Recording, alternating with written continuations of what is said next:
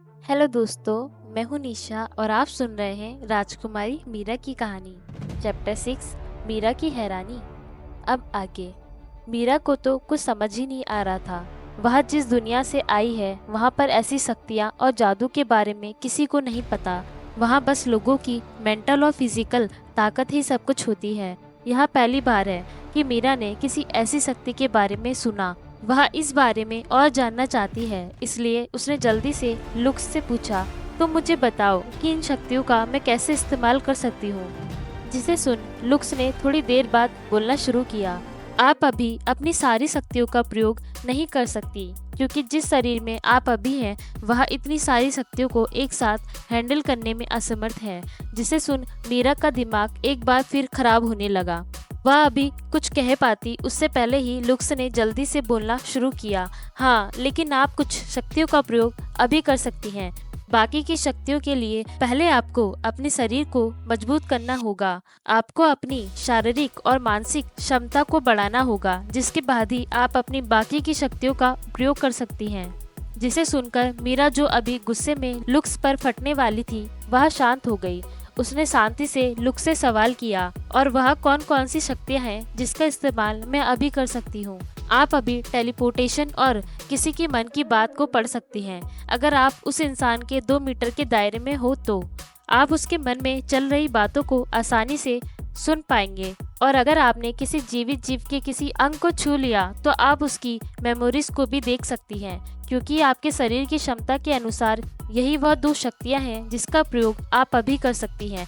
जिसे सुन मीरा ज्यादा खुश तो नहीं थी, पर कुछ न होने से बेहतर तो कुछ होना होता है। उसने लुक से एक और सवाल किया, और मेरी बाकी की शक्तियों का क्या वो चली गई हैं?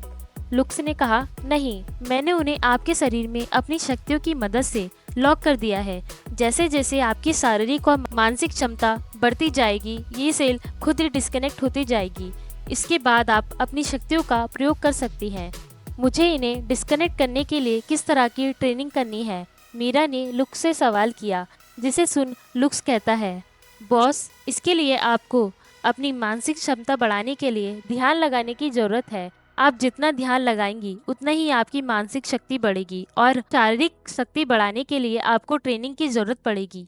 जिसे सुन मीरा ने अपना सर हाँ में हिलाती है। उसके पिछला शरीर शारीरिक और मानसिक दृष्टि से बहुत मजबूत था। इसके लिए उसने बहुत सी ट्रेनिंग की थी। मीरा ने हर तरीके के हथियार चलाने की ट्रेनिंग ली थी। इसके साथ ही उसने मार्शल आर्ट बॉक्सिंग की बहुत कठिन ट्रेनिंग ली थी। वह बॉक्सिंग और मार्शल आर्ट में चैंपियन थी, जिस वजह से उसकी शारीरिक क्षमता बहुत मजबूत थी। लेकिन जिस शरीर में माही ने पुनर्जन्म लिया था, इस शरीर की मालकिन ने कभी कोई मेहनत का काम नहीं किया और न ही कोई युद्ध कौशल सीखा। उसे बचपन से डर कर रहने की आदत थी, जिस वजह से उसकी शारीरिक और मानसिक अवस्था दोनों ही बहुत कमजोर थी। यह सब सोचकर मीरा ने एक गहरी सांस ली। उसे इस शरीर पर बहुत काम करने की जरूरत है, ताकि आगे चलकर उसके लिए कोई परेशानी ना हो। तालाब का पानी अब ठंडा हो गया था, जिसे महसूस कर मीरा को एहसास हुआ कि वह बहुत समय से पानी के अंदर ही है। मीरा जल्दी से तालाब से बाहर निकलकर अपने लिए कपड़े ढूंढने लगी। उसने जैसे ही मीरा की अलमारी को देखा तो वह हैरान होने से खुद को रोक नहीं पाई। मीरा के पास इतने सारे चमक धमक से जुड़े हुए वस्त्र थे। एक पल के लिए माही ने अपनी आंखें बंद कर ली। यह सारे कपड़े इतने भारी और चमक दमक वाले थे कि अगर कोई 17-18 साल की लड़की इन्हें पहनेगी तो उसकी उम्र 25 से 30 वर्ष की लगेगी। उसे यह समझने में देर नहीं लगी ये काम किसका है। यह सभी कपड़े श्रद्धा ने मीरा को दिलवाए थे। वह हमेशा मीरा को ऐसे ही कपड़े दिलाती, जिसे पहनकर मीरा अपनी उम्र से दुगनी उम्र की लगती। मीरा बहुत सीधी थी। उसे लगता था उसकी बहन उसकी परवाह करती है, इसलिए वह उसे ऐसे वस्त्र दिलाती है। वह उसकी खुशी के लिए वह वस्त्र पहनती है, क्योंकि श्रद्धा हमेशा मीरा से यही कहती है कि वह वस्त्र उसके ऊपर बहुत अच्छे लगते हैं। वह इन्हें पहनकर और खूबसूरत लगती है। माही को आज मीरा पर बहुत गुस्सा आ रहा था। कोई इतना बेवकूफ कैसे हो सकता है? क्या उसको यह समझ नहीं आता कि उसकी बहन जानबूझकर उसे ऐसे कपड़े पहनाती है जिससे लोगों के बीच में उसका मजाक बनता। उसने एक गहरी सांस लेकर वहां रखे सभी कपड़ों को एक तरफ फेंक दिया और अलमारी के कुछ हल्के कपड़े ढूंढने लगी, क्योंकि अब वह इन भारी और चमकदार कपड़ों को तो नहीं पहन सकती थी। इन कपड़ों की रोशनी माही की आंखों में चुभ रही थी। कुछ देर की कश्मकश के बाद आखिरकार मीरा को अलमारी में एक कोने में एक ड्रेस दिखाई दी। वह व्हाइट कलर का एक सुंदर सा लहंगा चोली सेट था, जिस पर बहुत प्यारी कढ़ाई की हुई थी। यह देखने में हल्का और सुंदर लग रहा था, जिसे देखकर मीरा की आंखों में एक चमक आ गई। उसने उसे निकाल कर पहन लिया। यह लहंगा चोली का सेट उसे राजा की सबसे छोटी पत्नी ने मीरा के 16वें जन्मदिन पर दिया था, पर श्रद्धा की बातों में आकर उसने यह तोहफा कभी पहनकर नहीं देखा। उसे एक कोने में फेंक दिया। मीरा ने वह लहंगा लिया और उसे पहन लिया। उस लहंगे को पहनकर मीरा किसी खिले हुए सफेद कमल की तरह लग रही थी, जिसके ऊपर कुछ ओस की बूंदें आकर उसकी खूबसूरती को चार चांद लगा देती है। ज्यादा देर पानी में रहने के कारण मीरा का चेहरा गुलाबी हो गया था। उसकी सफेद स्किन आज कुछ ज्यादा ही गुलाबी लग रही थी और उसके खुले लंबे काले बालों में से आता पानी उसकी सुंदरता को और भी बढ़ा रहा था। तो क्या होगा आगे इस कहानी में, जानने के लिए सुनते रहिए राजकुमारी मीरा की कहानी। चैप्टर 7, राजमहल में अफवाहें। मीरा ने तैयार होने के बाद अपना नाश्ता अपने कमरे में ही मंगवा लिया। वह राजा और उसके परिवार के साथ अभी कोई वास्ता नहीं रखना चाहती थी। अभी उसे अपने शरीर में शक्तियों को बढ़ाने के लिए काम करना था, इसलिए वह अभी किसी से बहस और परेशानी से दूर रहना चाहती थी। मीरा का आदेश सुन 2 दासियां जल्दी से मीरा के लिए नाश्ता लेकर आई। कुछ समय पहले हुए हादसे की खबर पूरे राजमहल में आग की तरह फैल गई थी और सभी को मीरा से डर लगने लगा था। उन दासियों ने एक बार भी अपना सर ऊपर नहीं उठाया या मीरा से कुछ कहने की हिम्मत नहीं की। उन्होंने बिना किसी शोर के सारा नाश्ता सामने रखी बड़ी सी टेबल पर लगाया और वहां से चली गई। बाहर जाकर दासियों ने एक गहरी सांस ली। उन्हें अब मीरा के सामने खड़े होने से भी डर लगने लगा था। वही उनके बाहर आते ही कुछ दासियों ने उन्हें घेरते हुए पूछा, क्या हुआ अंदर? क्या राजकुमारी ने तुम्हारे ऊपर भी क्रोध किया? जिसे सुन वो दासियां जो अभी अंदर से बाहर आई जल्दी से कहती है, नहीं नहीं, उनके क्रोध करने से पहले ही हम वहाँ से सुरक्षित निकल आए। मुझे तो अब यह काम करने में भी डर लगने लगा है। क्या पता हमारी भी हालत नीला जैसी खराब हो जाए। नीला वही दासी थी जिसको मीरा ने सुबह सबक सिखाया था। जिसे सुन दूसरी दासी ने कुछ सोचते हुए कहा, क्यों न हम ये सारी बातें हमारी राजकुमारी श्रद्धा को बताएं। वह बहुत दयालु और प्यारी है, वे जरूर हमें राजकुमारी मीरा से बचा लेंगी। जिसे सुन दूसरी दासी ने डरते हुए कहा, क्या तुम्हारा बुद्धि भ्रष्ट हो गई है जो तुम ऐसी बातें कर रही हो? क्या तुम्हें पता नहीं राजकुमारी मीरा ने सुबह क्या आदेश दिया था? अगर तुम्हें मरने का इतना शौक है तो तुम खुद जाओ, हमसे कहने की कोई जरूरत नहीं है, हम कहीं नहीं जाएंगे। और क्या तुमने सुना नहीं, राजा साहब ने राजकुमारी मीरा के इलाज के लिए दूर से किसी वैद्य को लाने के लिए सेनापति जी को भेजा है। वह जल्द ही किसी अच्छे हकीम को राजकुमारी के इलाज के लिए ले आएंगे। पूरे राज्य में यह खबर फैल गई थी कि राजकुमारी मीरा उस समय हुए अपने अपमान को सह नहीं पाई और उनका मानसिक संतुलन बिगड़ गया। इसलिए हमें बस कुछ समय के लिए राजकुमारी से सावधान रहने की जरूरत है। जिसे सुन एक दासी जो मीरा की सेवा करती थी, वह अपनी दुख भरी आवाज में कहती है, उस दिन राजकुमारी मीरा के साथ बहुत बुरा हुआ। बेचारी, कितना अपमान किया था राजकुमार ने उनका। जिसे सुन एक दासी जो वहीं से गुजर रही थी, वह उनकी बातों को सुन रुककर कहती है, इसमें राजकुमार की कोई गलती नहीं है। सबको पता है कि राजकुमार हमारी प्यारी राजकुमारी श्रद्धा को पसंद करते हैं। फिर भी राजकुमारी मीरा ने राजा के सामने उनसे विवाह करने का प्रस्ताव रखा। हम सभी को पता है कि राजकुमार सूर्यदेव सिंह सूर्यगढ़ जैसे बड़े रियासत के होने वाले राजा हैं। ऐसे कैसे किसी भी राजकुमारी को अपनी पत्नी स्वीकार कर सकते हैं? और हम सभी को पता है कि हमारी राजकुमारी श्रद्धा के अलावा कोई भी राजकुमारी मुकुट राजकुमार सूर्यदेव की रानी बनने के काबिल नहीं है। ऐसे ही थोड़ी राजकुमार हमारी राजकुमारी श्रद्धा को पसंद करते हैं। मैंने तो यहाँ तक सुना है कि उस दिन मुकुट राजकुमार हमारे राजा से राजकुमारी श्रद्धा के साथ विवाह करने का प्रस्ताव लेकर आए थे, पर उससे पहले ही राजकुमारी मीरा ने यह सब कर दिया, जिस वजह से राजकुमार क्रोधित होकर यहाँ से चले गए। और तुम्हें पता है राजकुमारी श्रद्धा उस दिन कितना दुखी हुई थी। मैं उनकी एक दासी हूँ, मैंने उन्हें रोते हुए भी देखा था, पर उसके बाद भी उनका हृदय इतना बड़ा है कि उन्होंने अपनी छोटी बहन के लिए एक बार भी दोष नहीं दिया। वो अभी भी उनकी बहुत परवाह करती हैं। वह तो राजकुमारी से मिलने आने वाली थी, परंतु राजकुमारी को इस अवस्था में देख उनके दिल को बहुत ठेस पहुंची। उन्हें लग रहा है यह सब उनके कारण हुआ है, इसलिए वह दुख के कारण किसी के सामने भी नहीं आई। इतनी दयालु है हमारी राजकुमारी श्रद्धा। जिसे सुनकर सभी लोग राजकुमारी श्रद्धा के गुणगान गाने लगे और मीरा को दोष देने लगे। एक दासी ने क्रोध में कहा, मुझे लगता है राजकुमारी मीरा के साथ सही हुआ। भगवान ने उन्हें उनके कर्मों की सजा दी। उन्होंने हमारे साफ दिल की राजकुमारी का दिल दुखाया है, जिसकी सजा भगवान उन्हें दे रहा है। सभी ने उनकी हाँ में हाँ मिलाई। वह दासी यह सारी बात सुनकर बहुत खुश हुई, क्योंकि उसे यहाँ श्रद्धा ने ही यह सारी अफवाहें फैलाने के लिए कहा था, ताकि मीरा की और बदनामी हो सके। वही इन सब की बातों से अनजान मीरा अपना शाही नाश्ता करने में व्यस्त थी। उसे यह खाना बहुत पसंद आ रहा था। उसने कभी इतना शाही नाश्ता नहीं देखा था। वह बड़े चाव से हर एक डिश को अपनी चमकती आंखों से देख रही थी। वह खुश होते हुए बोली, इस शरीर में आने का एक फायदा तो बहुत अच्छा हुआ कि मुझे यहाँ शाही भोजन करने का मौका मिला। कहते हुए वह बड़ी चाव से अपना नाश्ता करने लगी। इस बात से अनजान की श्रद्धा की वजह से उसे पूरे राजमहल में उसे पागल का टाइटल दे दिया गया है। अब पता नहीं है, जब हमारी माही डॉन को इस बारे में पता चलेगा तो वह श्रद्धा का क्या हाल करेंगी। अभी तो हमारी राजकुमारी श्रद्धा भी इस बात से अनजान है कि उसने किसके लिए गड्ढा खोदा है। इसी तरह एक हफ्ता बीत गया। इस एक हफ्ते में किसी ने भी राजकुमारी मीरा को अपने कक्ष से बाहर निकलते नहीं देखा। वह अपना खाना पीना सब अपने कक्ष के अंदर करती। जो दासियां मीरा के लिए भोजन लेकर जाती, उन्होंने भी मीरा की तरफ आंख उठाकर नहीं देखा। वह हमेशा अपना सर झुकाकर मीरा के कक्ष में जाती और भोजन रखकर जल्दी से बाहर आ जाती। वहीं देर रात एक सुनसान जंगल में पहाड़ी के ऊपर छिपी एक गुफा में से तेज प्रकाश बाहर की तरफ तेजी से फैल रहा था। चैप्टर 8 पहली मुलाकात। धीरे धीरे वह रोशनी कम हो गई। वह रोशनी के बीच में एक बड़ी सी चट्टान पर एक आकृति नजर आने लगी। उस आकृति के लंबे काले बाल हवा में किसी उड़ते पंछी की तरह लहरा रहे थे। वह आकृति ऊपर से नीचे तक काले लिबास में लिपटी हुई थी। धीरे धीरे गुफा का सारा प्रकाश गायब हो गया। तभी एक हवा का झोंका तेजी से गुफा से निकला और नीचे की तरफ आया। चांद की रोशनी में उस आकृति की सुंदर और आकर्षक रूप दिखा। यह मीरा थी, जो इस जंगल में पिछले एक हफ्ते से आ रही थी। मीरा ने आसपास की तरफ देखा। उसे धीरे धीरे यह दुनिया पसंद आने लगी थी। इस दुनिया की प्राकृतिक सुंदरता बहुत अद्भुत है, जिसे देखकर मीरा के मन को एक शांति मिलती है। उसने अपनी आंखें बंद कर अपना चेहरा ऊपर की तरफ कर रात की आती हुई ठंडी हवाओं को अपने चेहरे पर महसूस करने दिया।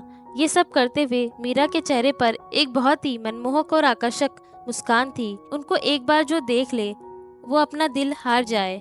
उसने मुस्कुराते हुए अपनी आंखें खोली। हाँ, पूरे एक हफ्ते की कड़ी तपस्या के बाद आखिरकार मैंने अपने पहले तत्व की शक्ति को जागृत कर ही लिया। मीरा ने खुश होते हुए लुक्स से कहा, जिसे सुन लुक्स मीरा को बधाई देते हुए कहता है, मुबारक हो बॉस, मुझे उम्मीद नहीं थी कि आप इतनी जल्दी अपने पहले तत्व को प्राप्त कर लेंगी, लेकिन अभी यह तत्व बहुत कमजोर है। अब आपको अपनी फिजिकल बॉडी पर ध्यान देना होगा, तभी इस तत्व की शक्तियाँ मजबूत हो सकती हैं। जिसे सुन मीरा ने अपना सर हाँ में हिलाते हुए कहा, हाँ, मैंने यह महसूस किया है कि मैं अभी तक अपने तत्व की कुछ % शक्तियों को ही जागृत कर पाई। मैंने वायु शक्ति को जागृत तो कर लिया है, पर अभी इसे इस्तेमाल कर पाना थोड़ा मुश्किल है। अब मुझे इसके ऊपर और मेहनत करनी होगी ताकि मेरी वायु शक्ति बढ़ सके। मुझे लगता है मुझे और तेजी से अपने तत्व को जागृत करना होगा। जिसे सुन लुक्स मीरा को समझाते हुए कहता है, बॉस, आपने पहले ही इतनी जल्दी अपने पहले तत्व को प्राप्त किया है। लोगों को इसे प्राप्त करने के लिए सालों साल लग जाते हैं, सालों की तपस्या लगती है।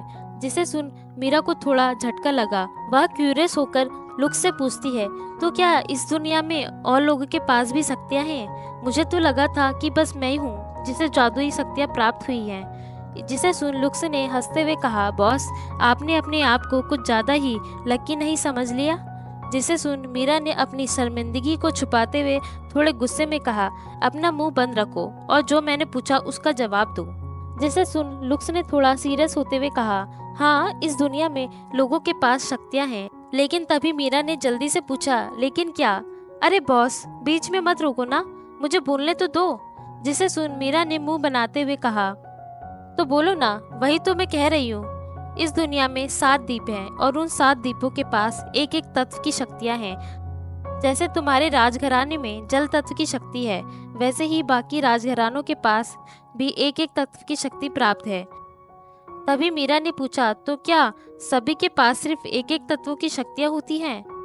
हाँ, वैसे तो सबके पास एक एक तत्व की शक्तियाँ होती हैं, पर कुछ खास लोगों के पास एक से अधिक तत्व की शक्तियाँ भी होती हैं, जिन्हें इस दुनिया में एक खास दर्जा दिया जाता है, क्योंकि इस दुनिया में एक से अधिक तत्व की शक्तियाँ होना किसी चमत्कार से कम नहीं। अच्छा, तो मुझे उन लोगों के बारे में बता सकते हो जिनके पास एक से अधिक तत्व की शक्तियाँ हैं? मुझे अभी ज़्यादा तो जानकारी नहीं है, पर कुछ जानकारियों से मुझे पता चला है कि सूर्यगढ़ के मुकुट राजकुमार सूर्यदेव सिंह के पास 4 तत्वों की शक्तियाँ हैं। उन्हें बहुत ही खास और ज्ञानी पुरुषों में माना जाता है। वहीं सूर्यदेव सिंह का नाम सुन मीरा पहले तो थोड़ा हैरान हो गई और फिर थोड़ा चिढ़ते हुए कहती है, ज्ञानी व्यक्ति है? वह कहाँ से ज्ञानी व्यक्ति है जो किसी लड़की की इज्जत तक करनी नहीं आती? आया बड़ा ज्ञानी व्यक्ति। यह सारी बातें मीरा ने अपना मुंह बनाते हुए कही, जिसे सुन लुक्स थोड़ी देर के लिए चुप हो गया।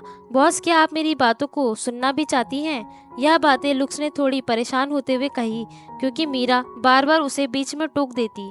मीरा को अपनी गलती का एहसास हुआ। उसने लुक्स से सॉरी कहते हुए बात जारी रखने के लिए कहा, जिसे सुन लुक्स ने मीरा को आगे बताते हुए कहा, वह दूसरे ऐसे पुरुष हैं जिन्हें एक से अधिक तत्वों की शक्तियां प्राप्त हुई।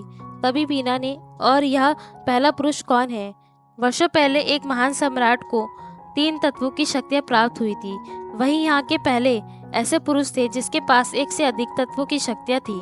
तभी मीरा को कुछ याद आया, इसका मतलब मेरे पास सबसे अधिक शक्तियां हैं। जिसे सुन लुक्स ने मीरा की हाँ में हाँ मिलाते हुए कहा, हाँ, आप यहाँ की पहली मनुष्य है जिसके पास 7 प्रकार की शक्तियां हैं। फिर थोड़ा गंभीर होते हुए कहा, पर आपको कभी अपनी शक्तियों के बारे में किसी को पता नहीं लगने देना है, वरना आप खतरे में भी पड़ सकती हैं। मीरा ने लुक्स की बात को समझते हुए अपना सर हाँ में हिलाया। उसे पहले से ही पता था कि अगर उसकी शक्तियों के बारे में किसी को पता चला तो यह उसी के लिए बड़ी मुसीबत बन सकती है। इसी तरह बातें करते हुए मीरा राजमहल पहुंच गई। आज उसे राजमहल में कुछ अलग सा लग रहा था। बाहर कुछ नए सैनिकों की टुकड़ियां खड़ी थी जो आमतौर पर मीरा ने कभी नहीं देखी। आज राजमहल की सुरक्षा कुछ ज्यादा ही थी। थोड़ी देर आसपास की जांच करने के बाद उसे राजमहल के अंदर जाने का कोई रास्ता नजर नहीं आया। अभी वह अपने टेलीपोर्टेशन शक्ति का प्रयोग भी नहीं कर सकती थी। नई शक्तियों को जागृत करने में ही मीरा की सारी शारीरिक और मानसिक शक्तियाँ कमजोर हो गई थी। उसने अपने आसपास की जगह को जाना शुरू किया। मीरा ने अपने मन में कहा, कोई तो दूसरा रास्ता होगा राजमहल के अंदर प्रवेश करने का। ढूंढ मीरा ढूंढ, ऐसी चीजों को ढूंढने में तो तू परफेक्ट है। आज तुझे अपना जासूसों वाला दिमाग का इस्तेमाल करना ही होगा। उसने अपनी आंखें छोटी कर चारों तरफ देखने की कोशिश करने लगी। तभी मीरा की आंखों में एक चमक आ गई। मिल गया। उसने सारे सैनिकों को बसते हुए राजमहल के पीछे की दीवार के पास बने एक छोटे से होल की तरफ बढ़ने लगी। यहाँ से कोई कुत्ता या बिल्ली निकलकर अंदर बाहर जाया करते थे। मीरा ने अपने मन ही मन में उस जानवर को थैंक्स कहा जिसने दीवार में यह छेद बनाया। उसने एक बार सावधानी के लिए अपने चारों तरफ देखा, पर यह राजमहल के पीछे की दीवार थी, इसलिए वहाँ अंधेरा काफी था, जिस वजह से यहाँ सैनिकों का आना जाना भी नहीं होता था। मीरा ने एक गहरी सांस ली और अंदर की तरफ बढ़ने लगी। थोड़ी मशक्कत के बाद मीरा अंदर आने में कामयाब रही। वही अभी पूरी तरह से होल से निकल पाती तभी उसे अपने सामने 2 जूते नजर आए, जिसे देखकर मीरा घबरा गई। अगर किसी ने आज उसे पकड़ लिया तो उसके लिए बहुत बड़ी परेशानी होने वाली थी। यही सोच सोचकर मीरा का दिमाग खराब होने लगा। तभी मीरा के कानों में एक कठोर मगर दिल की धड़कन बढ़ाने वाली आवाज आई, कौन हो तुम? तुम्हारी हिम्मत कैसे हुई हमारे होते हुए यहाँ आने की? अगर अभी तुमने हमें अपना मकसद नहीं बताया तो आज हम तुम्हें यहीं जान से मार देंगे। वही मीरा जो अपने दिमाग में घोड़े दौड़ाने में लगी थी, उसे अब याद आया कि वह पूरी तरीके से काले लिबास में ढकी हुई है, जिससे उसकी पहचान बताना नामुमकिन है।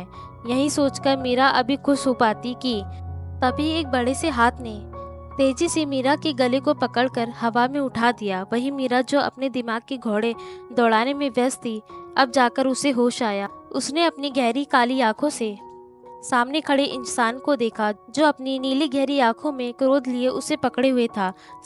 सामने खड़ा पुरुष आकर्षित, जिसकी हाइट करीबन 6 फीट होगी, एक मजबूत और आकर्षक शरीर का मालिक है। उसके काले बाल को जो उसके कंधों तक आते हुए हवा में लहरा रहे थे। उसके चेहरे की बनावट में कोई कमी नहीं थी। वह बहुत सुंदर और आकर्षक था। रॉयल ब्लैक सूट पहने सामने खड़ा पुरुष कामदेव के अवतार को भी टक्कर दे सकता था, जिसकी सुंदरता को शब्दों में बयान न कर सके। इसकी एक नज़र से लड़कियां तो क्या, लड़के भी अपना दिल एक बार हार जाएं। मीरा को यह चेहरा कुछ जाना पहचाना लगा। तभी कुछ सोचकर मीरा की आंखें बड़ी हो गई। मीरा जो अभी कुछ समय पहले अपने सामने खड़े पुरुष को मन ही मन में तारीफ कर रही थी, अब उसकी आंखों में सामने खड़े व्यक्ति के लिए गुस्सा और नफरत थी। वो कौन है यह व्यक्ति जिसे देखकर मीरा इतनी हैरान हो गई? जानने के लिए सुनते रहिए राजकुमारी मीरा की कहानी ओनली ऑन स्टोरी सोनिक पर। दोस्तों, आपको ये स्टोरी कैसी लग रही है कमेंट करके हमें ज़रूर बताएं।